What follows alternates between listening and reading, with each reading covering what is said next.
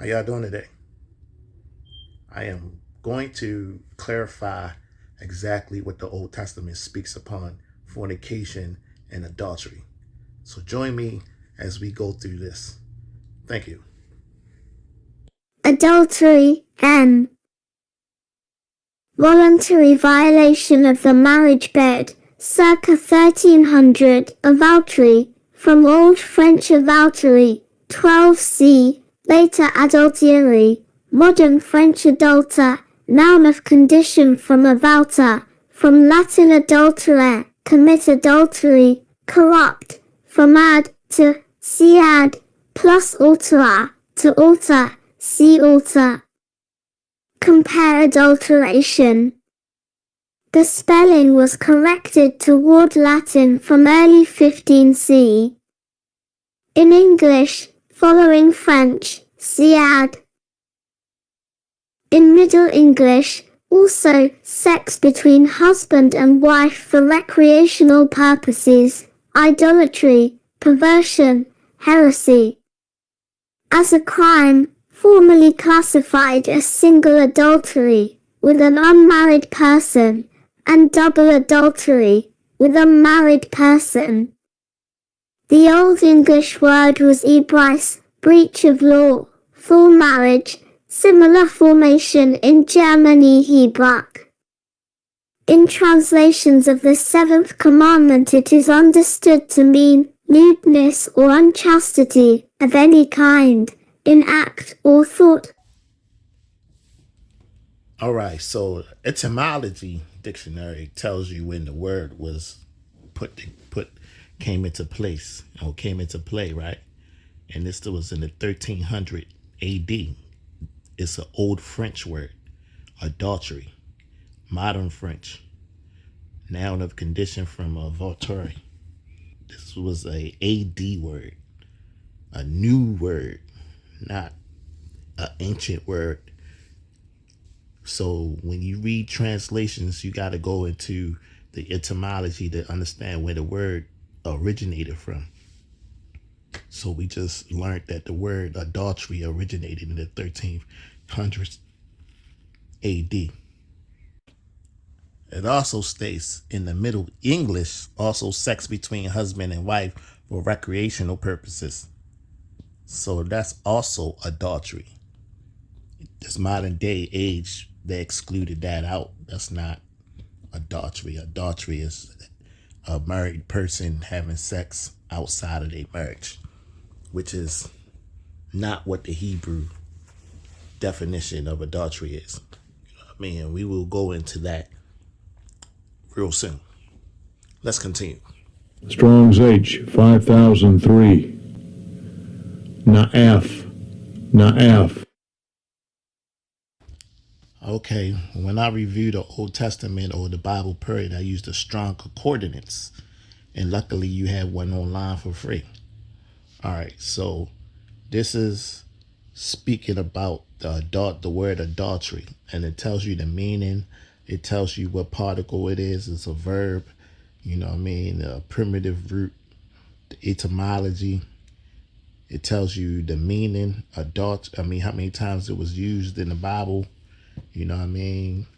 Adultery, 17 times. Adulterer, 8 times. Adulteress, 4 times. Adulteress, 1 time. Women that break wedlock, 1 time. All right. To commit adultery, usually of a man, always with a wife of another. Adultery of a woman, participle.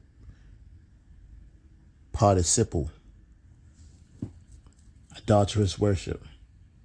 BPL, to commit adultery of a man. A is of a man. B is adultery of a woman, participle. Primitive root, to commit adultery, figuratively to apostatize, adulterer, adulteress, commit, adultery, woman that break wedlock. Verb, commit adultery, late Hebrew, Aramaic, imperfect third person, masculine singular. Literally commit adultery, usually of a man. always with wife of another, usually of a man, always with a wife of another, with accusative woman. Be of a woman, only participle. To figuratively or idolatrous worship. So we can see different meanings here under the Strong's Concordance of what adulterous or adultery means. And it usually means a man who has sex with another man's wife. You understand? It's not a man having sex, or, you know what I'm saying, or a married man having sex with a woman, or, you know what I mean? That's not adultery. Because in the Old Testament, men could have many wives. You know what I mean? And once you have sex with a woman, in the law of God, as y'all are married, there shall not be no whores in the land of Israel. That's the commandment. And we shall look that over right now. All right. This is Deuteronomy chapter 22, verse 23 through 25, I believe. It said, if a damsel that is a virgin be betrothed unto her husband, and a man finds her in the city and lie with her, they shall bring them both out unto the gates of the city, and ye shall stone them with stones, that they die. The damsel, because she cried not, being in the city, and the man, because he has humbled his neighbor's wife. So thou shalt put away the evil from among you. But if a man find a betrothed damsel in the field, and a man force her and lie with her, then the man only that lay with her shall die. But unto the damsel thou shalt do nothing.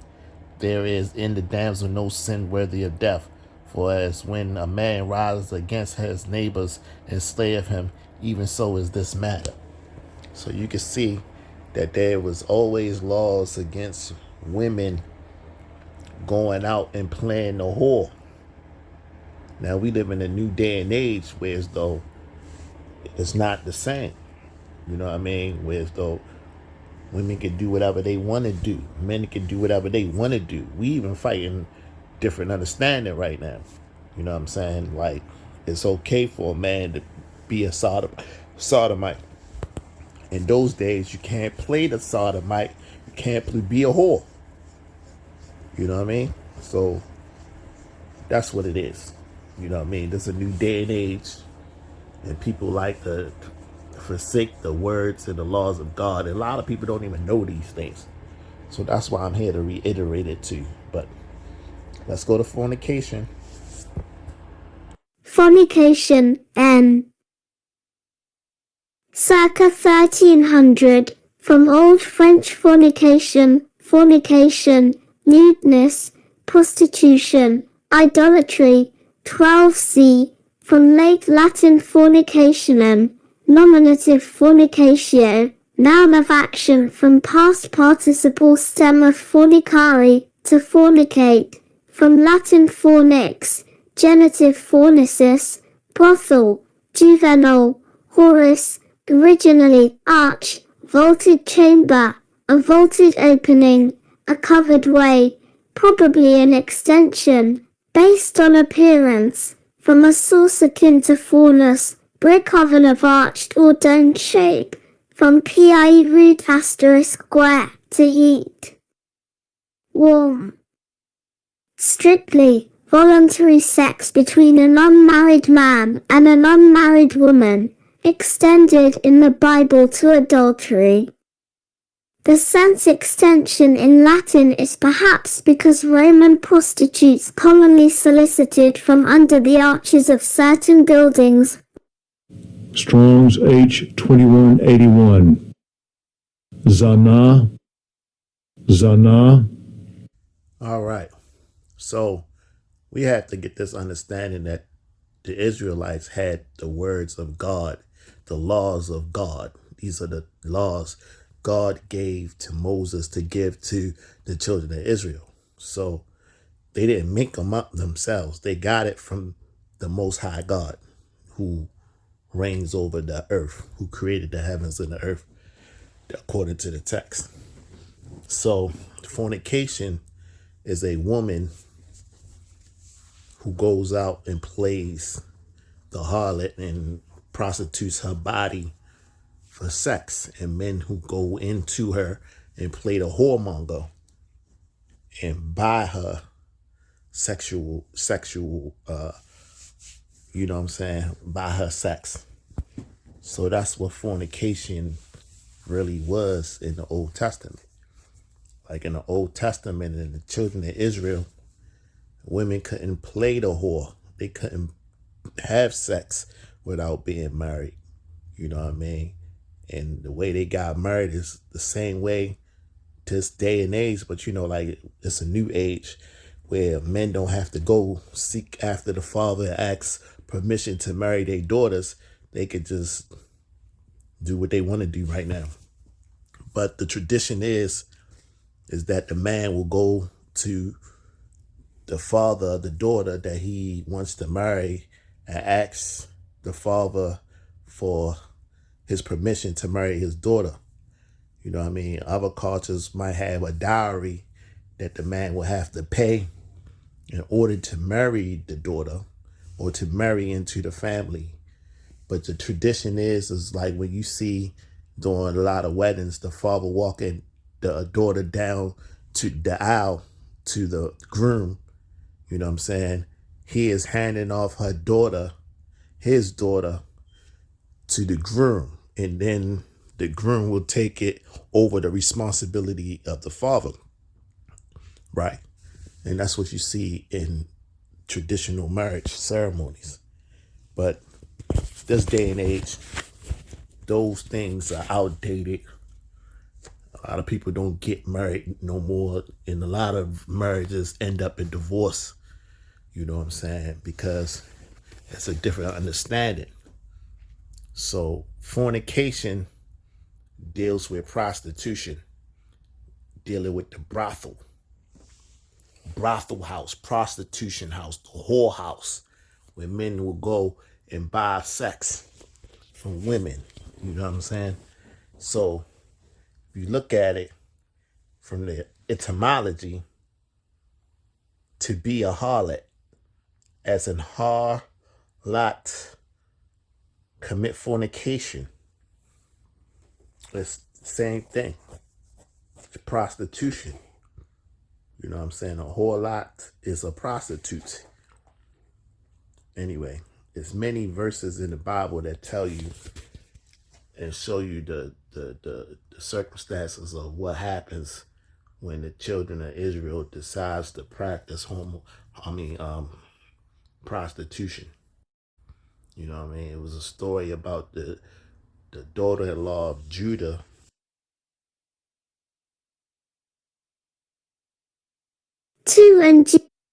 Genesis 38. In James Version. 38. And it came to pass at that time, that Judah went down from his brethren, and turned into a certain Adullamite, whose name was Hira.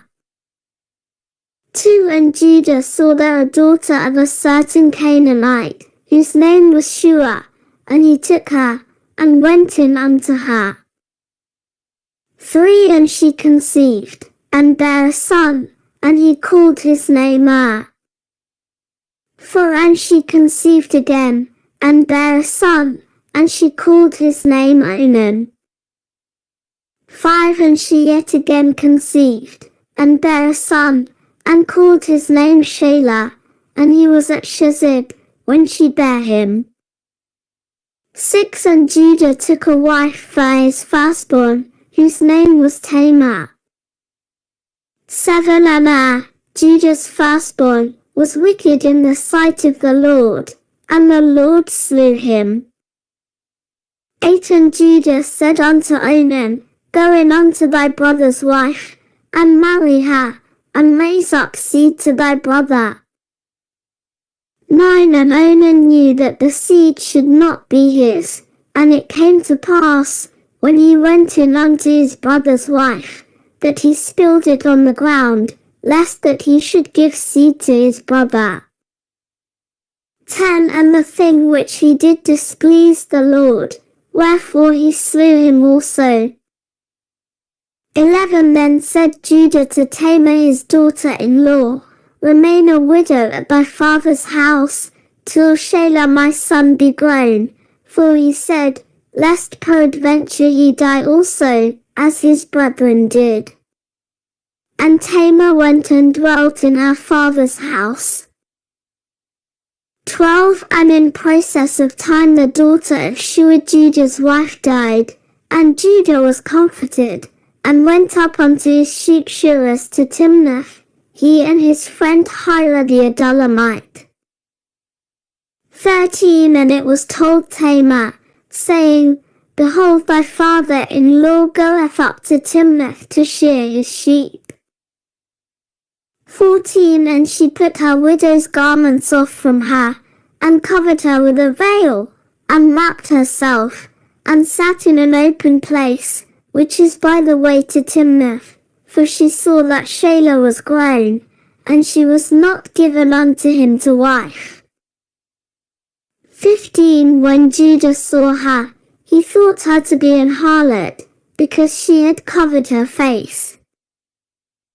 16. And he turned unto her by the way, and said, Go to, I pray thee, let me come in unto thee, for he knew not that she was his daughter-in-law. And she said, What wilt thou give me, that thou mayest come in unto me?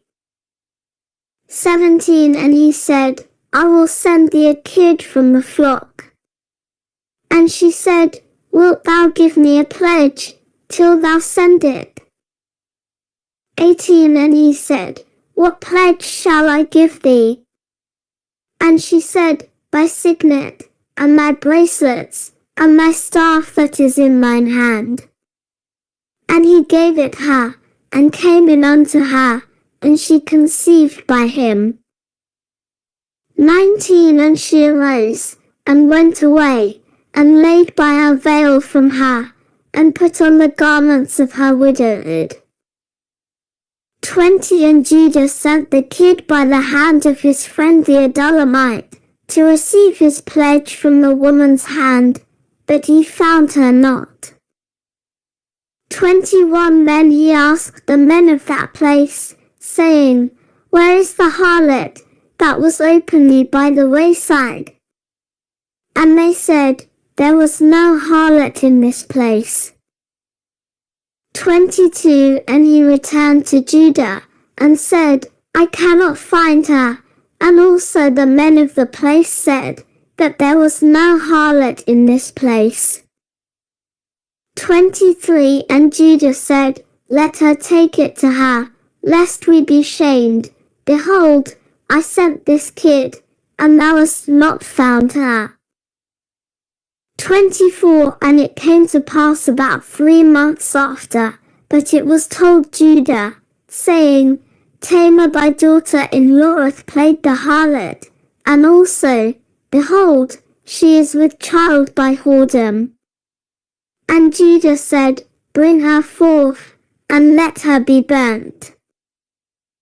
25. When she was brought forth, she sent to her father-in-law, saying, By the man, whose these are, am I with child? And she said, Discern, I pray thee, whose are these, the signet, and bracelets, and staff. 26. And Judah acknowledged them, and said, She hath been more righteous than I, because that I gave her not to Shelah my son. And he knew her again no more. 27. And it came to pass in the time of her travail, that, behold, twins were in her womb. 28. And it came to pass, when she travailed, that the one put out his hand, and the midwife took and bound upon his hand a scarlet thread, saying, This came out first. 29. And it came to pass, as he drew back his hand, that, behold, his brother came out, And she said, How hast thou broken forth? This breach be upon thee. Therefore his name was called Phares. 30 And afterward came out his brother, that had the scarlet thread upon his hand, and his name was called Sar. And Judah himself went in and had sex with the woman, thinking she was a prostitute. And come to find out she wasn't a prostitute. And he wanted to burn her with fire until she had to pull his card and was like, hey. Then he had to renege. But, that's what it is. No whores in the land of Israel. That's another country's, another nation's practice. You know what I'm saying? If you go into Rome, you see they practice prostitution. Babylon, you see they practice prostitution amongst themselves. But in the Old Testament, according to God, there shall be no whoredom in the land of Israel. All right. So we get this understanding. Hopefully we learned something today. Need y'all to have a good day. Ponder what was said today. It's not to hurt nobody's feelings. If you in the error, then you in error. Just like everybody in error right now. Everything is turned upside down because Israel is not in their place. All right. And because Israel is scattered across the earth and the laws are forsaken, the whole earth is languishing right now. And that's what the Bible says. All right. So according to the Old Testament, a man that has sex with a woman in the eyes of God, they are married. But when a man decides he wants to have sex with a married woman that's already has a husband, they are both, the woman and the man is committing adultery. And a woman who has multiple sexual partners is considered a prostitute or a whore. You know what I mean? And that is fornication. So now we got that understanding. I want you to have a good day. All right.